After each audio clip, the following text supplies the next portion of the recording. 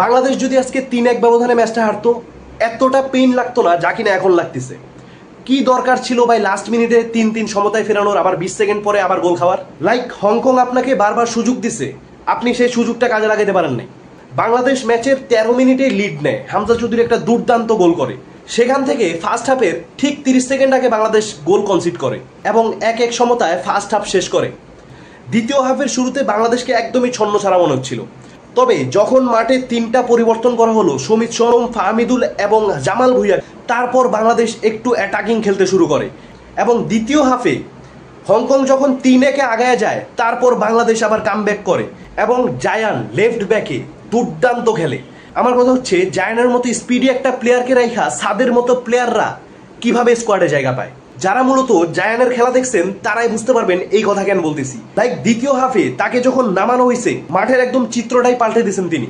তার speed, like Hong Kong এর ডিফেন্সকে তিনি বারবার পরাস্ত করছেন এবং জায়ান এবং ফাহমিদুল এই দুজন মোটামুটি একটা চাপ সৃষ্টি করছিল হংকং এর ডিফেন্স লাইনে এবং সেই সুবাদেই মোরসালিন একদম শেষ মিনিটে, অতিরিক্ত সময়ের 109 নাম্বার মিনিটে মোরসালিন একটা দুর্দান্ত গোল করে বাংলাদেশকে 3-3 সমতায় ফেরায়। কিন্তু ঠিক তার 20 সেকেন্ড পরে বাংলাদেশ আবারও গোল হজম করে। লাইক আমাদের ডিফেন্ডাররা 2টা নাটমেকে গোল খাইছে, 2টা নাটমেক, পায়ের নিচ দিয়ে বল চলে গেছে। লাইক বাংলাদেশ যে 4টা গোল খাইছে তার মধ্যে 3টা গোলই বাংলাদেশ হজম করছে ডিফেন্সের দুর্বলতার কারণে।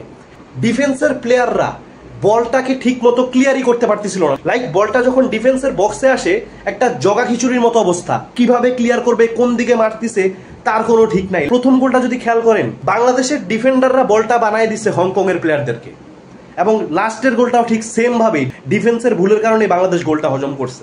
আর একটা জিনিস যেটা হংকং থেকে শিক্ষা নিতে পারেনি বাংলাদেশ, হংকং যখন ম্যাচে আগায় গেল তারা কি করছে, টাইমটাকে কিভাবে কমাইছে। লাইক 10 থেকে 12 মিনিট তারা বাংলাদেশের খাইয়ে দিছে। তারা যখন 2-1 বাংলাদেশ থেকে আগায় গেছে এবং 3-1 আগায় যাওয়ার পরেও কিন্তু তারা মোটামুটি টাইমটা লস্ট করার চেষ্টা, কিন্তু বাংলাদেশ লাস্ট 1 মিনিটে গোল দিয়ে 30 থেকে 50 সেকেন্ড ম্যাচটাকে আর আটকে রাখতে পারেনি।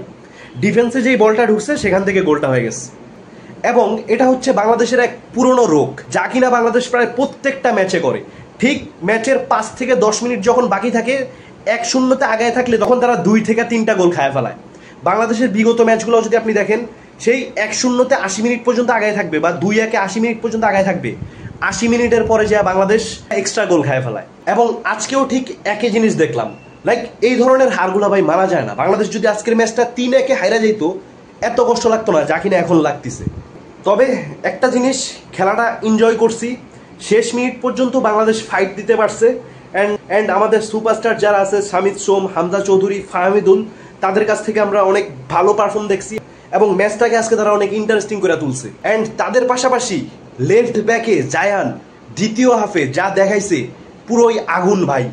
এই প্লেয়ারটাও দুর্দান্ত খেলছে এবং আশা করি বাংলাদেশ এই ভুলগুলো থেকে শিক্ষা নিবে এবং যেই ভুলগুলা নিয়মিত করতেছে এই ভুলগুলা থেকে উত্তরানোর চেষ্টা করবে এবং আশা করি পরবর্তীতে বাংলাদেশ ফুটবল আরো এগিয়ে যাবে। Hope for the best.